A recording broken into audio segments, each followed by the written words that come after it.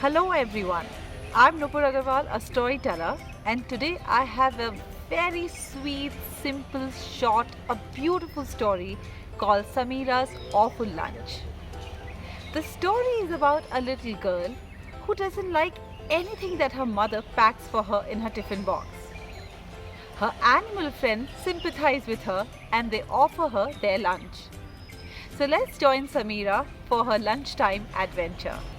Samira's Awful Lunch, written by Bharti Jagannathan, illustrated by Preeti Krishnamurthy. Samira made a face when she opened her tiffin box and thought, "Who wants to eat parathas and brinjal curry? Not I." Last week, Amma had given her noodles with capsicum and carrots. "The noodles are squiggly and they look like worms," she said when she went back home. "I don't like noodles." The next day, Amma made upma with peanut and peas. But Samira ate only the peanuts in it and she took the rest back home. "It was like wet sand," she said when Amma asked her why she hadn't eaten it. "Shall I give you idlis?" asked Amma. "Oh yes, they would be lovely to play with. I can toss and catch them. But I will not eat them. Idlis taste like mud." So now there were parathas and brinjal curry. Shutting her tiffin box with a bang, Samira went to the school courtyard. A row of ants crawling along the wall said, "Samira, why aren't you eating your lunch like all other children?" Samira said, "I don't like parathas. I don't like vegetables. I don't want any lunch." "Of course, one cannot eat vegetables," the ants agreed. They offered her the wing of a cockroach that they were carefully carrying and said, "Now try this. It's really delicious." "Oh no, I don't want any horrible cockroaches," said Samira and ran to the garden. Colorful flowers were blooming in the garden and butterflies were flitting from one to the other. An orange butterfly with black checks and stripes said, "Hello, Samira. Why aren't you eating your lunch like all other children?" Samira said, "I don't like parathas. I don't like vegetables. I don't want any lunch." "Of course, one cannot eat vegetables," the butterfly agreed. "Why don't you drink some nectar from the flowers like us? It's really delicious." Samira put her tongue into the scent of the flower but could find nothing. "I don't want any nectar and I think you're fooling me," she cried.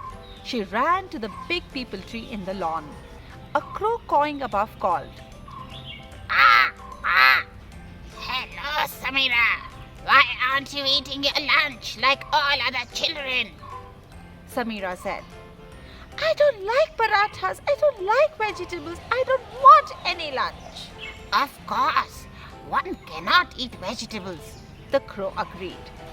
"Here, I'll give you something nice." And it dropped a half-eaten mouse for Samira. "Oh no! What a terrible thing! Keep your mouse for yourself!"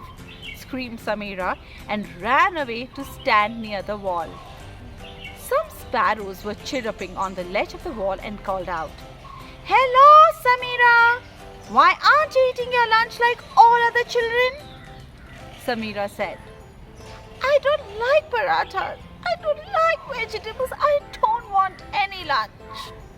"Of course, one cannot eat vegetables," the sparrows agreed. "Here are some crunchy grains of barley. They're really nutritious."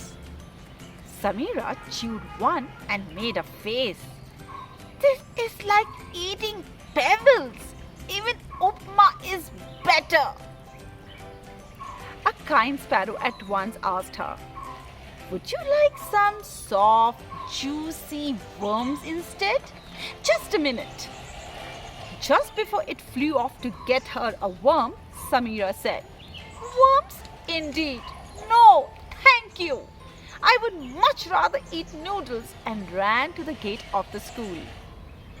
A cow was lazily chewing cud just outside and moved when it saw Samira. Hello.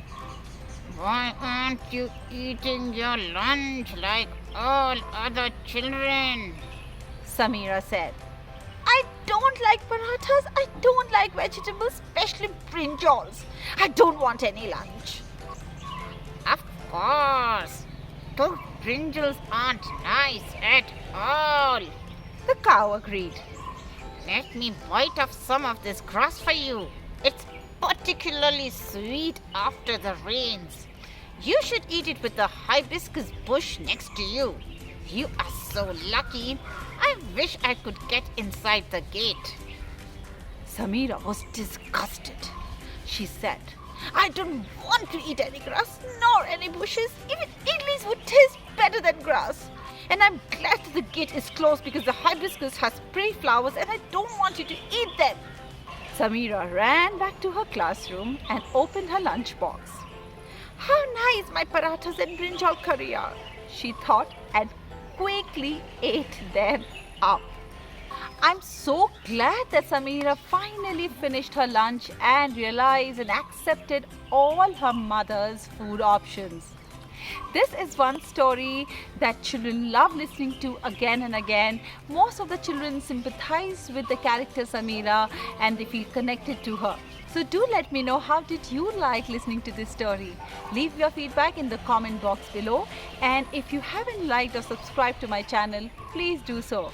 I will be back with another read aloud very soon, just for you. Take care. Bye-bye.